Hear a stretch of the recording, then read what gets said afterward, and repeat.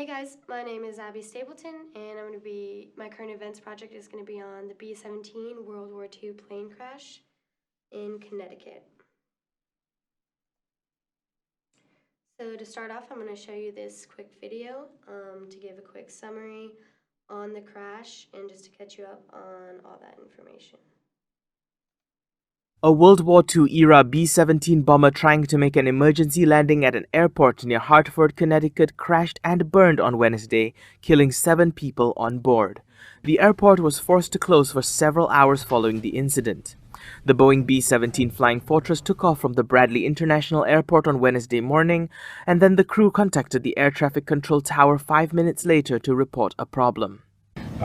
We had a B-17, that's a vintage World War II aircraft that's operated by the Collins Foundation, took off on runway 6 at approximately 9:45 this morning. At about 9:50, 5 minutes into the flight, the aircraft indicated to the tower that they were experiencing some type of problem. The aircraft attempted to return to the runway. It circled around the airport. But unfortunately, upon touchdown, the aircraft obviously lost control. During the crew's attempt to land back at the airport, the plane struck stanchions near a runway, then careened across a grassy area and a taxiway before striking a de-icing facility. A 10-member team has been deployed to investigate the crash. Rescue crews from numerous emergency response agencies raced to the scene, where a plume of thick black smoke billowed skyward in the aftermath. On top of the 7 casualties, 6 others, including a worker in the de-icing station, were treated for injuries ranging from minor to critical. A total of 13 people were on board the plane, including 3 crew members. The name of the 7 people who perished have not been released, pending notification of all the victims' families. All the victims were adults. So as the video mentions, the plane was giving a tour through the Collins Foundation, which is a place where you can go and ride in one of these vintage aircrafts just to kind of get the feel of riding in more of an older airplane and just kind of how it was. But unfortunately, this one had problems when it took off, and upon trying to land on its way back to the airport, it was unsuccessful, and obviously people died, which brings me to my so what to this, is that a crash like this is going to cause a lot of controversy over vintage aircraft and whether they should continue to be preserved and flown, or if it's too dangerous to keep operating them. So my sources for this project were for the newspaper. I used NBC Connecticut and the New York Times. My newswire source was Reuters, and my out of mainstream source was The Plane and Pilot. I used NBC Connecticut because I wanted to get more of a local source from where it happened and kind of pull from the scene of where it came from. And my out of mainstream source, Plane and Pilot, is an aviation magazine which includes aircraft information, pilot talk, guides to airplane education, blogs and news all surrounding aviation. So it's more of a magazine kind of for airplane enthusiasts, basically. And I actually pulled 2 pieces from them because one is a breaking news article, which kind of goes along with my topic, but it's extremely brief. And the other one is more of an opinion piece, which I wanted to include by Isabel Goyer because it gives more of a different look and angle to the story and kind of shows more into what the plane and pilot kind of is. So for analyzing these articles, I'm going to talk about the leads.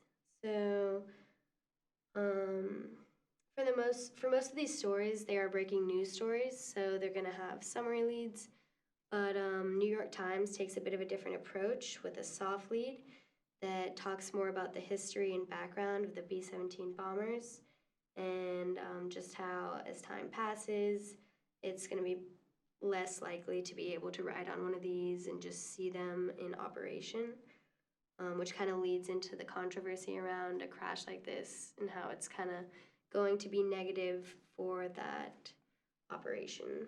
The NBC Connecticut lead is really brief, and it's a summary lead. I thought it was more of a blind lead because it's so brief and leaves out important information, but not necessarily important enough to be needed for immediate knowledge.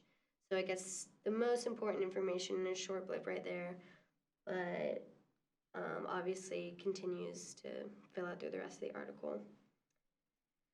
For the Newswire, Reuters, this was definitely a summary lead. It gives all the information packed into that one paragraph, goes through the 5 W's and just kind of explains what happens at the scene and, you know, all the information that they had at the time.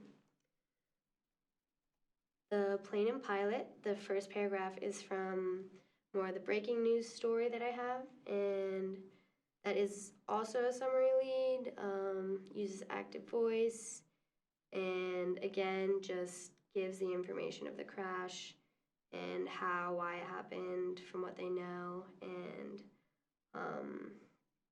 all of that. So the second one is, I would say, is a summary lead as well because it kind of talks about what she will be talking about in her article, but it kind of shows the tone of what the story is going to be, and it just sets the tone, and it can definitely show it's an opinion piece. She uses personal pronouns like I, mine, we, and the sentence, we pilots need to just shut up and wait for the NTSB report, just kind of shows that it's going to be a little bit more informal and just show her side of things.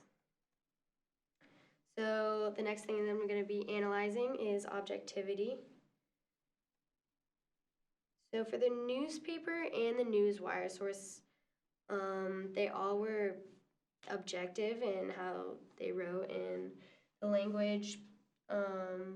They keep their opinions out of it and just state the facts of what they know from the crash, breaking news, and all of that information. NBC Connecticut has more factual information, pulling quotes from the emergency department chair at the local hospital and the Department of Emergency Service and Public Protection, while the New York Times includes information from witnesses that's not necessarily verified, but just thoughts and reactions from people at the scene. And the Reuters article is also objective, just stating the facts from the crash. The Plane and Pilot, so obviously the one by Isabel Goyer is very opinionated, not necessarily as objective. The breaking news one, I will say, is objective, very brief, just what is known at the time after the crash. But Isabel Goyer's piece, B-17 crash ignites warbird controversy, is definitely not as objective, as I said. But it's appropriate in this because it is a blog, and she states she's a pilot, and she's sharing her thoughts on the reactions to the B-17 crash and her emotions toward, quote, ignorant, end quote, comments from people who do not have the background or authority to be making assumptions as to how the event should have been handled. But that's pretty much the only difference in objectivity from the articles. The next piece that I'm going to be analyzing is the media within these articles. So the NBC Connecticut article definitely had the most in quantity and variation of media. They had multiple images and videos, and they also included Twitter posts, which I thought was interesting, just from scenes right as it was happening, from citizens nearby. I really liked the opening video they started with. It was brief, and it just had words accompanied by video clips in the background stating the most information that people wanted to know immediately. The New York Times also had videos, but not as many. They had these 2 photos here at the top and then one at the bottom of just a witness who's describing the crash. I will say, back to the NBC Connecticut article, they included the full release from the officials at the conference for the Bradley Airport, and I thought that was helpful if you did want to spend the time. It was a 20-minute video, but if you wanted to hear the actual facts from the officials, you could go in to see that. From the Reuters, there wasn't as much media in this article. They had a summary video at the beginning and 2 pictures at the bottom, just from the smoke clouds that were being seen from far away. And the plane and pilot, each article only had 1 picture, and it was just of a B-17 aircraft, which I don't think was as effective as the NBC, as how the NBC handled it with the multiple footage and coverage and images. So in conclusion, each article was different, and it presented a different way to retrieve information from this event. Each had positive qualities to them. The Reuters article included a well put together summary video. The plane pilot breaking news story was brief enough to get all the information needed with just a short read. And the New York Times gave insightful information from witnesses from the scene. But the one that stuck out to me most was the NBC Connecticut article, because it included the most media. It was very direct and focused, and it pulled a lot of information from state officials around and in the area. And what I really liked about the NBC Connecticut, something I really liked from that was a quote from Governor Ned Lamont saying, "Right now my heart goes out to the families that are waiting. Remember, these are husbands and wives and sisters and brothers, all part of our Connecticut family." I thought that was interesting to get a quote straight from the governor, which kind of shows the connection all throughout Connecticut and how it was really affected that state in general, and showed like the compassion within it. But thank you for listening, and I hope you guys have a great day.